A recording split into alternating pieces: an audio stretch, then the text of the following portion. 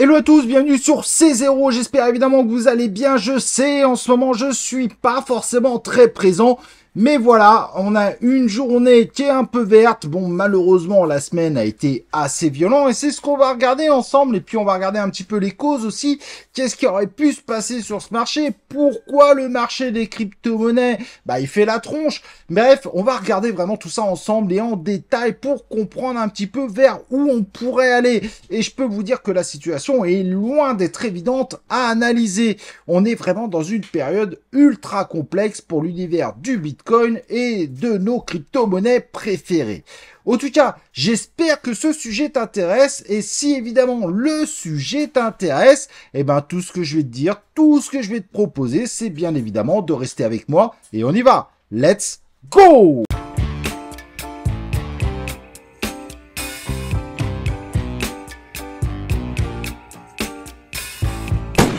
Alors, comme je disais pendant l'introduction, malheureusement, le marché des crypto-monnaies ne se porte pas méga bien.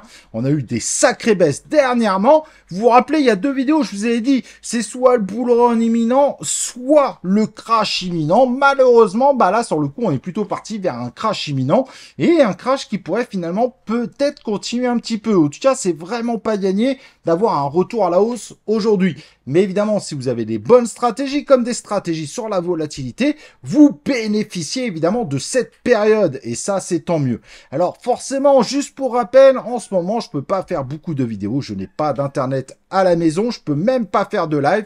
Mais rassurez-vous, mon envie de faire des lives, elle est là. Et je suis impatient de pouvoir revenir faire des lives. J'espère que ça va pas durer trop longtemps, cette situation. Là, je suis obligé d'aller faire des transferts. C'est un petit peu compliqué pour vous proposer des vidéos. Je fais de mon mieux, malheureusement. Au passage, n'oublie pas évidemment de t'abonner sur cette chaîne YouTube, d'activer les cloches de notification pour recevoir mes prochaines vidéos et mes prochains lives en notif.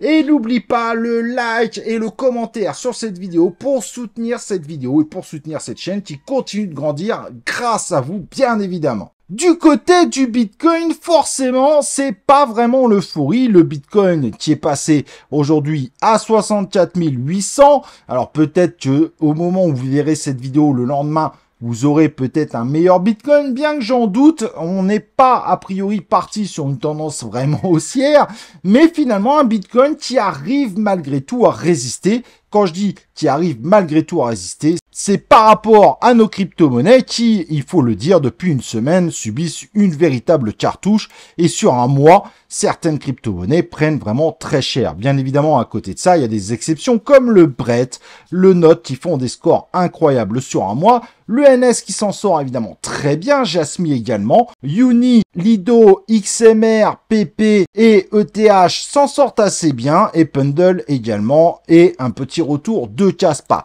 Mais c'est vrai que sur une semaine, il y a très peu de gagnants et heureusement, pour nous rassurer au moment où je fais cette vidéo, ouf, petit arrêt du crash, mais malgré tout, on voit bien que c'est pas solide du tout et que ça pourrait évidemment continuer à baisser sérieusement.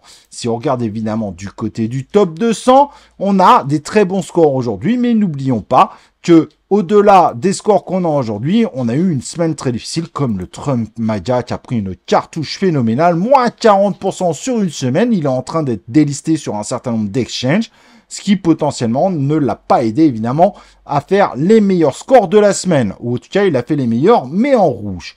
Du côté du top 200, malgré tout, voilà, le RPL nous a bien surpris sur cette semaine, mais bon, au-delà de ça, c'est vrai que il vaut mieux regarder les crypto bubbles sur une journée pour essayer de se remonter le moral. Du côté du top 300, on est évidemment sur des résultats assez similaires. Une journée plutôt verte avec des très très beaux résultats sur certaines cryptos, mais une semaine rouge et alors un mois encore plus rouge avec quelques exceptions qui sont venues évidemment renforcer peut-être la conviction de certains que les mêmes coins sont malgré tout ceux qui se portent le mieux sur ce marché. En tout cas, en termes de volatilité, ce sont probablement les plus intéressants. Et le problème, c'est que notre Total 2 n'est pas vraiment en forme. Il est très très loin évidemment de son ATH de 2021. En plus, on sait qu'à peu près plus 30% ont été créés un petit peu artificiellement. Pour rappel, le Total 2, c'est l'ensemble des market cap de l'ensemble des crypto-monnaies hors Bitcoin et que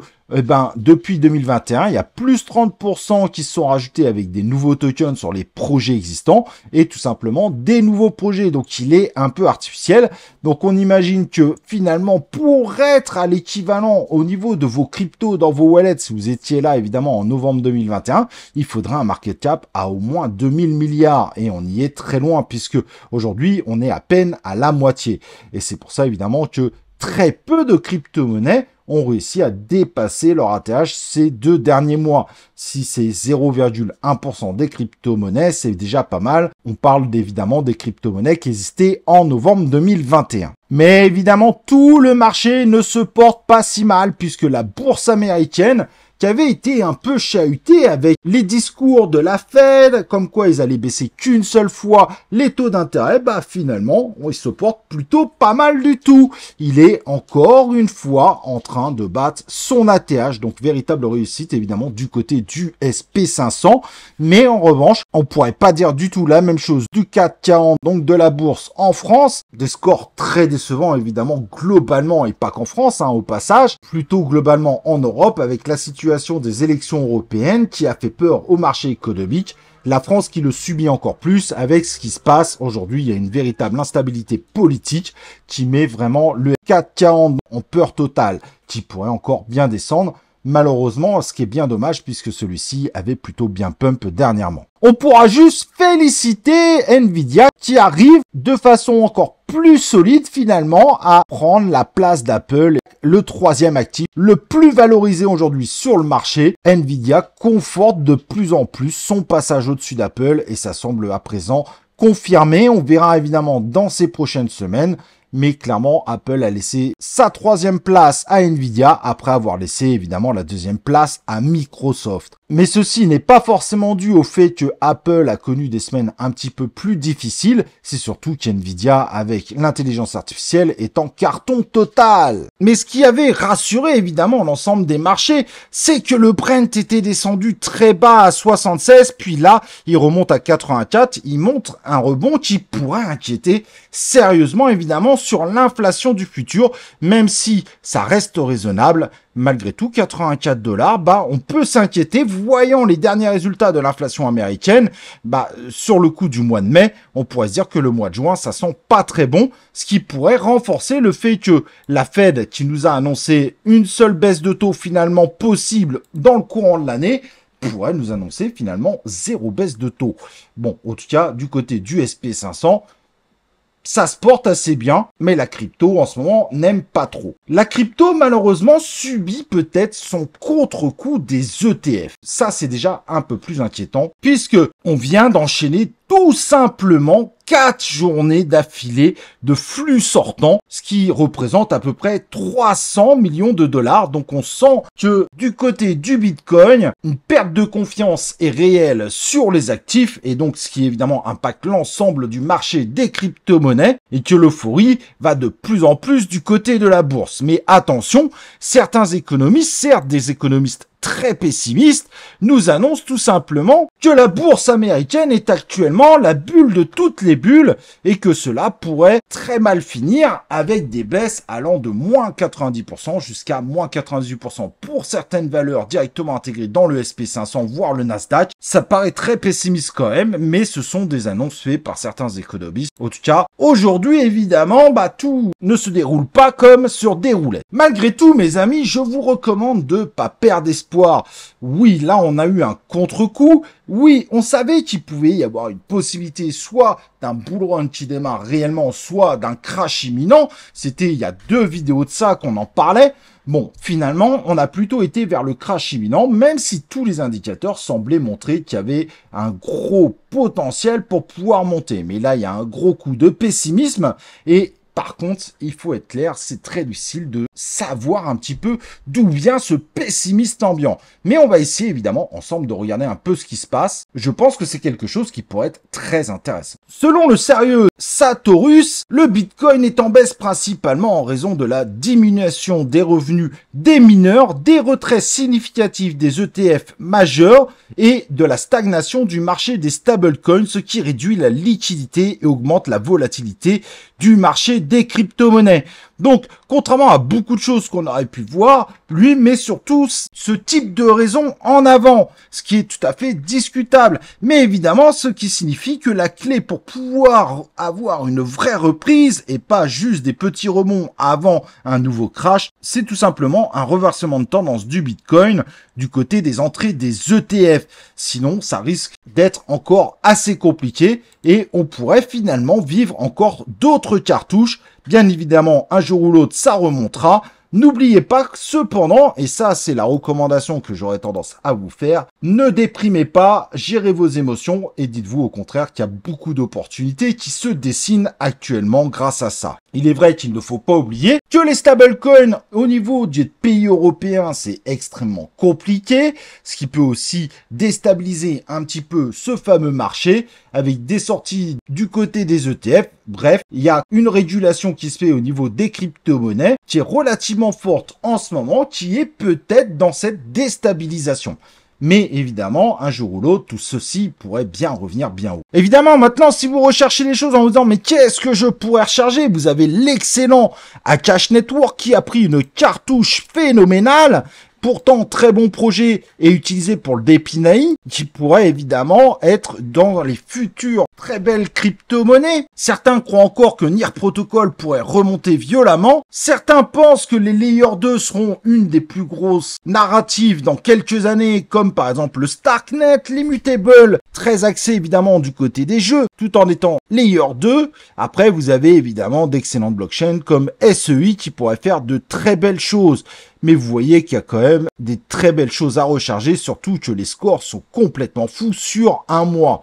Et si on prend évidemment le top 200, vous en avez des très intéressants, évidemment, comme le WorldCoin qui est complètement descendu. Certains qui pensent que le Fetch, l'Ocean Protocol et l'Agix qui ont pris des sacrées cartouches, mais probablement dû au fait que le nouveau token qui réunira les trois à chaque fois est repoussé et avec des choses pas très claires derrière. CKB qui a perdu 31%, qui est plutôt apprécié dans l'univers des crypto-monnaies. Et vous voyez des projets comme Palai, ZetaChain, des projets intéressants, mais qui ont pris des scores complètement fous, moins 50% pour Palai, peut-être une possibilité de rentrer dedans, et Nozana, qui était une des stars aussi du DePIN, qui s'est bien effondré puisqu'il a perdu 42%, et ce qui est assez important. Tout ça pour dire que c'est pas le moment de pleurer, de s'apitoyer sur son sort ou de regarder les chiffres diminuer tous les jours sur son portefeuille, c'est plutôt le moment de vous dire qu'est-ce que je peux recharger.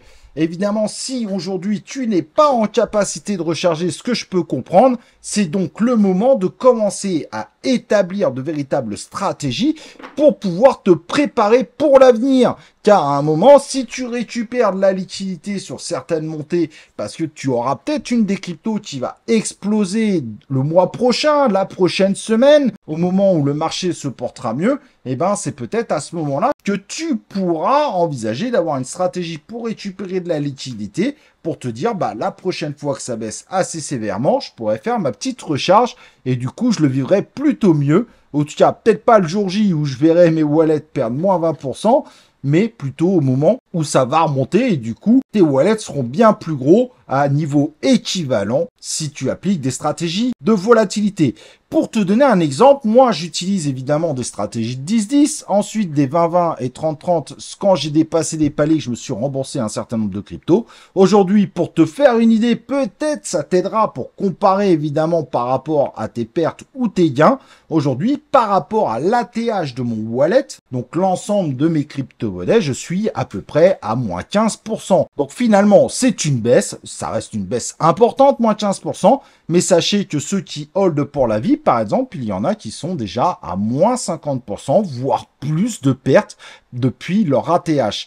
Donc forcément, le holder, avec la grosse dilution qu'il y a au niveau des crypto-monnaies, a des très gros risques de prendre des grosses cartouches, surtout si finalement les cryptos n'arrivent pas à embarquer 3, 4, 5 fois plus de gens que dans le passé en 2021. Et là, déjà, cette année, on n'avait pas réussi à embarquer, évidemment, comme en 2021. Mais du coup, si ça se trouve, ça va continuer à diluer sur le temps, il continuera d'avoir de plus en plus de nouveaux projets, et donc peut-être que 90% des cryptos n'atteindront jamais leur ATH absolu. Et si tu joues sur des stratégies de volatilité, tu t'en foutras finalement, puisque tu feras quand même tes gains, tu feras toujours ton pognon. En revanche, évidemment, pour ceux qui hold pour la vie, qui sont persuadés que leurs cryptos vont exploser dans 10 ans, ça risque d'être compliqué vu le nombre de projets qui sortent continuellement et qui viennent prendre la place des anciens projets, ou en tout cas une partie de cette place-là. Donc évidemment, des cryptos qui vont battre leur ATH sur ce cycle-là, il y en aura quelques-unes bien évidemment, mais ça sera évidemment une toute petite minorité. Il suffit que tu aies 20 cryptos, si tu en as qu'une, même en tant qu'holder, qui dépasse la TH de 2021, bah tu pourrais quand même être en perte globalement. Donc voilà, réfléchis évidemment à tout ça. C'est le conseil que je te donne ce soir. Mais voilà, on va espérer, on va prendre des forces pour se dire que le marché va remonter. Il y a quand même des risques que ça baisse encore, sérieusement. Au cas pour les chiffres américains, aujourd'hui, quand on voit le Brent, on pourrait encore avoir des surprises un petit peu négatives. Au tout cas, on est loin, évidemment, des espoirs qu'on attendait pour espérer entendre la Fed dire on baisse les taux. Et à mon avis, au mois de juin, ça semble mal barré pour que ça soit annoncé pour le mois de juin. Ça risque d'être compliqué maintenant d'avoir la baisse des taux avant le mois de septembre, vu les derniers chiffres de l'inflation. Voilà, j'ai été ravi, évidemment, d'être avec toi. N'oublie pas de liker cette vidéo avant de partir. Et comme d'habitude, on se retrouve pour une prochaine vidéo ou un prochain live de C0.